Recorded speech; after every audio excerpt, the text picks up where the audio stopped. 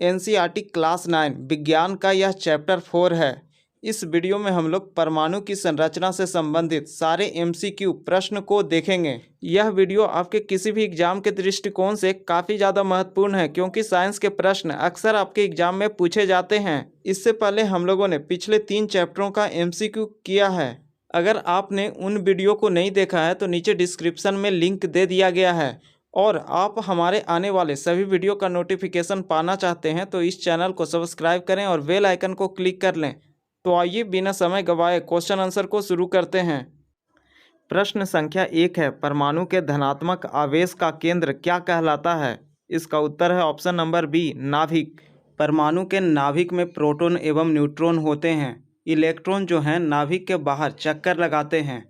Electron नाभिक के बाहर चक्कर लगाते हैं। यहाँ इलेक्ट्रॉन पर निगेटिव चार्ज, प्रोटॉन पर पॉजिटिव और न्यूट्रॉन पर कोई चार्ज नहीं, अर्थात कह सकते हैं नाभिक में कोई भी ऋणात्मक आवेश नहीं होता है। इसलिए कह सकते हैं परमाणु के धनात्मक आवेश का केंद्र नाभिक होता है। प्रश्न संख्या 2 है, थॉमसन ने परमाणु मॉडल की तुलना किससे की थी? इसका उत्तर है option number B, plum pudding. Thomson ने अपने परमाणु संरचना मॉडल में प्लम पुडिंग सिद्धांत दिया। उन्होंने कुछ फलों को लेकर बताया, जैसे तरबूज और बेल। इन्होंने फल के पूरे भाग को एक परमाणु माना और इन्होंने बताया जिस प्रकार फल में सीड फैले होते हैं उसी प्रकार परमाणु में इलेक्ट्रॉन अर्थात ऋण आवेशित भाग फैले होते हैं, लेकिन परमाणु का ज़्यादातर भाग धन आवेशित होता है। जैसे आप तरबूज के लाल वाले भाग को देख सकते हैं। अगर ऑप्शन में यहाँ ए और बी दोनों रहता तो दोनों आंसर दे सकते हैं, लेकिन अगर एक ही ऑप्शन देना है तो इसमें प्लम पुडिंग आप दीजिए। 70 बीपीएससी में एक प्रश्न पूछा गया है, सबसे पहले परमाणु संरचना मॉडल किसने दिया? इसका उत्तर था थॉमसन। थॉमसन ने बताया ऋणात्मक एवं धनात्मक आवेश का परिमाण समान होता है, इसलिए परमाणु विद्युतः उदासीन होता है। परमाणु संरचना मॉडल 3 लोगों ने दिया, थॉमसन, रदरफोर्ड और बोर। अगर आप हमारे चैनल पर नए हैं तो इस चैनल को सबसे पहले सब्सक्राइब कर लें और बेल आइकन को क्लिक कर लें ताकि आपको नोटिफिकेशन समय समय पर मिलता रहे। प्रश्न संख्या 3 है, रदरफोर्ड का प्रयोग किस पर आधारित था? इसका उत्तर है ऑप्शन नंबर ए, अल्फा कण प्रकीर्णन के। रदरफोर्ड यह जानने के लिए इच्छुक थे कि इलेक्ट्रॉन परमाणु में कैसे व्यवस्थित होता है। इसके लिए उन्होंने सोने की पतली पट्टी पर अल्फा कणों को टकराया, जिससे बहुत सारे अल्फा कण तेज गति से सीधे निकल गए, लेकिन कुछ अल्फा कण एंगल बनाकर विक्षेपित हो गए या लौट गए। इससे उन्होंने निष्कर्ष निकाला परमाणु का बहुत सारा भाग खाली होता है, जिससे आसानी से अल्फा कण बाहर निकल गया। नेक्स्ट प्रश्न है 4, परमाणु के कौन सा कण ऋणात्मक आवेशित होते हैं?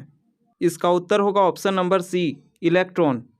प्रश्न संख्या 5 है, परमाणु के केंद्र में पाया जाता है या परमाणु के केंद्र को क्या कहा जाता है? इसका उत्तर है ऑप्शन नंबर बी, नाभिक।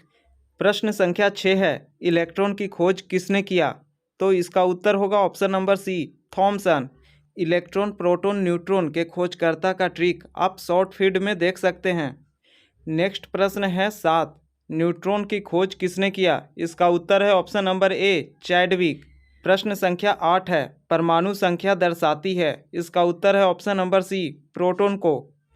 प्रश्न संख्या 9 है, समस्थानिक का उदाहरण कौन सा है? इसका उत्तर है ऑप्शन नंबर ए।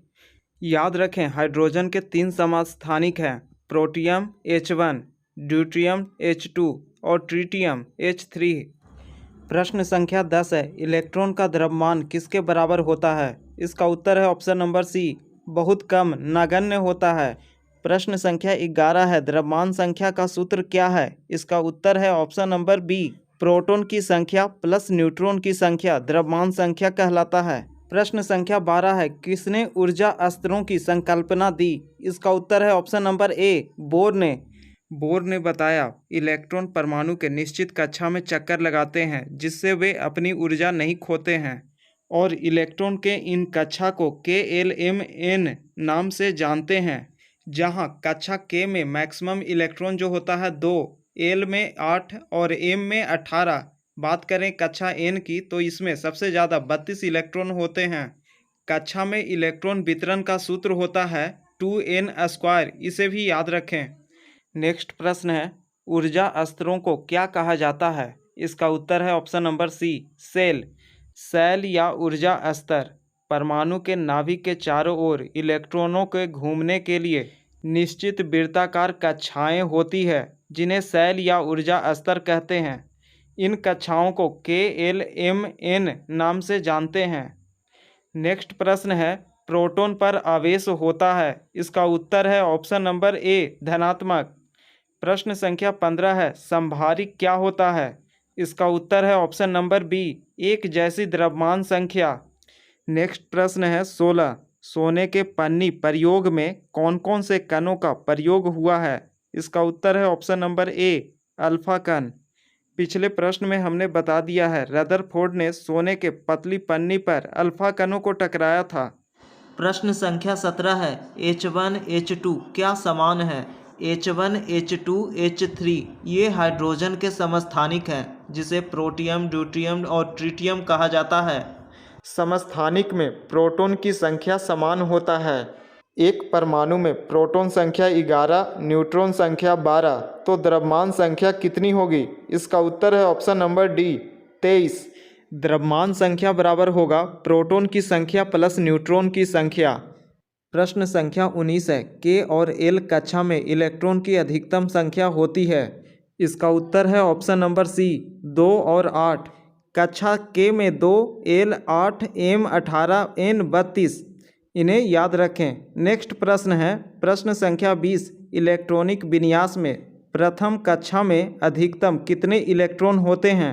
इसका उत्तर है ऑप्शन नंबर बी, 2। के कोष में 2 इलेक्ट्रॉन होते हैं। एल में अधिकतम इलेक्ट्रॉन 8 होते हैं। M 18, N 32। कुल 4 कोष हैं। प्रथम कोष जो है के है। नेक्स्ट प्रश्न है 21, परमाणु न्यूट्रल क्यों होते हैं? इसका उत्तर है ऑप्शन नंबर सी, प्रोटॉन की संख्या इलेक्ट्रॉन की संख्या के बराबर होते हैं, इसलिए परमाणु न्यूट्रल होते हैं।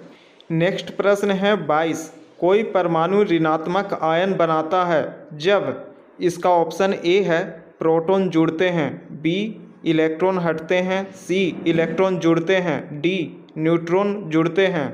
तो इसका उत्तर होगा सी, इलेक्ट्रॉन जुड़ते हैं। कोई परमाणु ऋणात्मक आयन तब बनाता है जब इलेक्ट्रॉन जुड़ते हैं।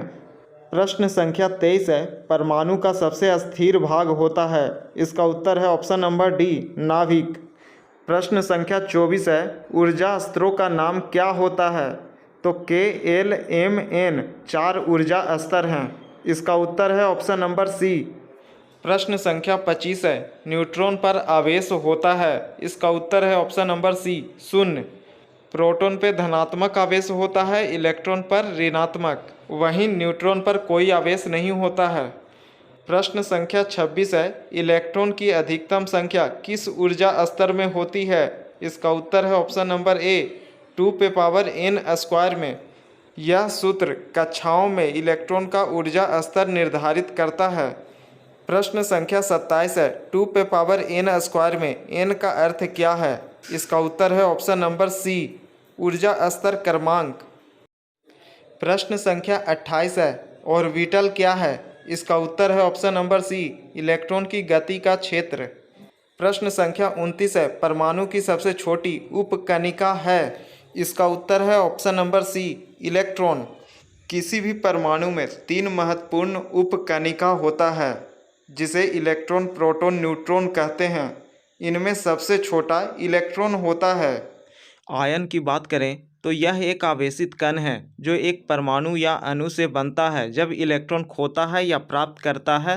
तो अब आयन जो होते हैं 2 प्रकार के होते हैं। धन आयन, जब कोई परमाणु इलेक्ट्रॉन खोता है तो धनात्मक आवेशित हो जाता है, इसे धन आयन कहते हैं। दूसरा है ऋणायन। ऋणायन, जब परमाणु इलेक्ट्रॉन प्राप्त करता है तो वह ऋणात्मक आवेशित हो जाता है, जिसे ऋणायन कहते हैं। आइए उदाहरण को देखते हैं। सोडियम परमाणु एक इलेक्ट्रॉन खोकर सोडियम आयन बनाता है जो धनायन है। क्लोरीन परमाणु जो है एक इलेक्ट्रॉन प्राप्त करके क्लोराइड आयन बनाता है जो ऋणायन है। इन दोनों को मिलने से सोडियम क्लोराइड अर्थात नमक का निर्माण होता है। आयन जो है एक आवेशित परमाणु है। इसका उत्तर होगा ऑप्शन नंबर बी। नेक्स्ट प्रश्न है 31, धनायन बनता है जब। इसका उत्तर होगा ऑप्शन नंबर बी, इलेक्ट्रॉन हटते हैं। प्रश्न संख्या 32 है, ऋणायन में क्या होता है। इसका उत्तर होगा ऑप्शन नंबर बी, इलेक्ट्रॉन अधिक होते हैं अर्थात इलेक्ट्रॉन जुड़ते हैं। प्रश्न संख्या 33 है, रदरफोर्ड के परमाणु मॉडल में क्या कमियां थी। रदरफोर्ड ने बताया परमाणु में जो इलेक्ट्रॉन होते हैं वर्तुलाकार चक्कर लगाते हैं, लेकिन वर्तुलाकार चक्कर लगाते हुए परमाणु का अस्थायी होना संभव नहीं है। यही उनका गलती था। इसका उत्तर है ऑप्शन नंबर सी, क्योंकि अगर कण वर्तुलाकार चक्कर लगाएगा तो यह नाभिक से टकरा जाएगा, जिससे वह ऊर्जा खोएगा या कह सकते हैं ऊर्जा का हानि होगा। प्रश्न संख्या 34 है, बोर मॉडल किस समस्या को हल करता है। बोर ने बताया था परमाणु के निश्चित कक्षा में इलेक्ट्रॉन चक्कर लगाते हैं जिससे इनकी ऊर्जा का हानि नहीं होता है। वे कक्षाएं हैं KLMN। इसका उत्तर है ऑप्शन नंबर बी, ऊर्जा की हानि।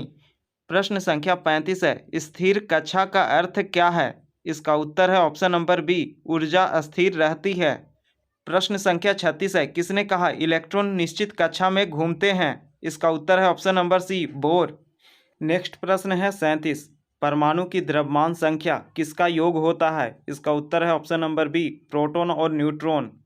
प्रश्न संख्या 38 है, समस्थानिक में क्या समान होता है। इसका उत्तर है ऑप्शन नंबर ए, प्रोटॉन संख्या। समस्थानिक में प्रोटॉन संख्या समान लेकिन द्रव्यमान संख्या भिन्न होता है। और प्रश्न संख्या 39 है, समभारिक में क्या समान होता है। इसका उत्तर है ऑप्शन नंबर बी, द्रव्यमान संख्या समान होता है।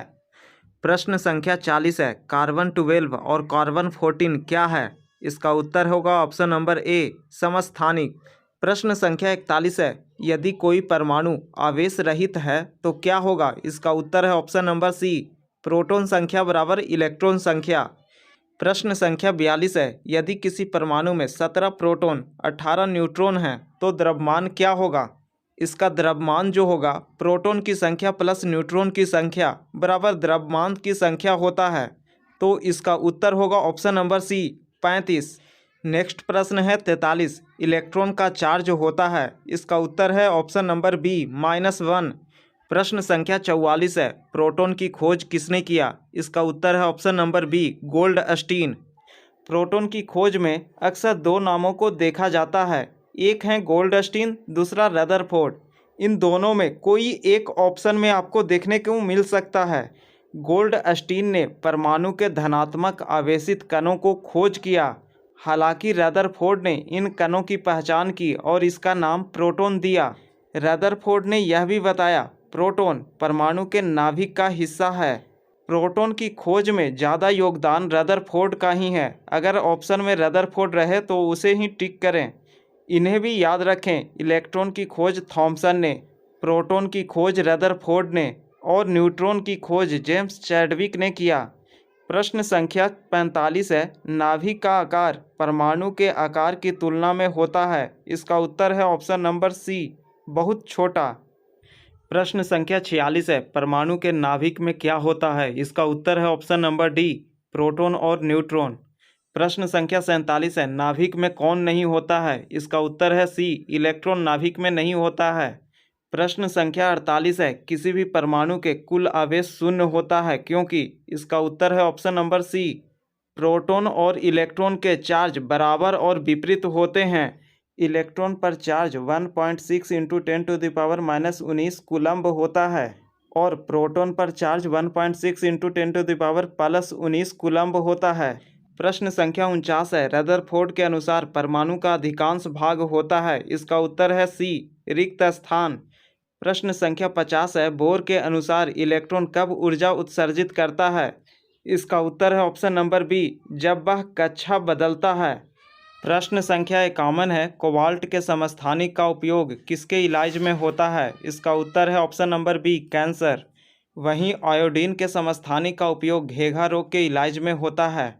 प्रश्न संख्या 52 है, प्रकृति में क्लोरीन के कितने समस्थानिक हैं। इसका उत्तर है ऑप्शन नंबर ए, 2 समस्थानिक। ये दोनों समस्थानिक परमाणु द्रव्यमान में भिन्न हैं। एक का परमाणु द्रव्यमान 35 है, दूसरा का 37 है। प्रश्न संख्या 53 है, सर्वप्रथम परमाणु संरचना मॉडल किसने दिया। इसका उत्तर है ऑप्शन नंबर ए, थॉमसन।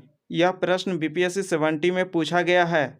इस प्रकार हमारा ये वीडियो समाप्त होता है। मिलते हैं नेक्स्ट वीडियो में।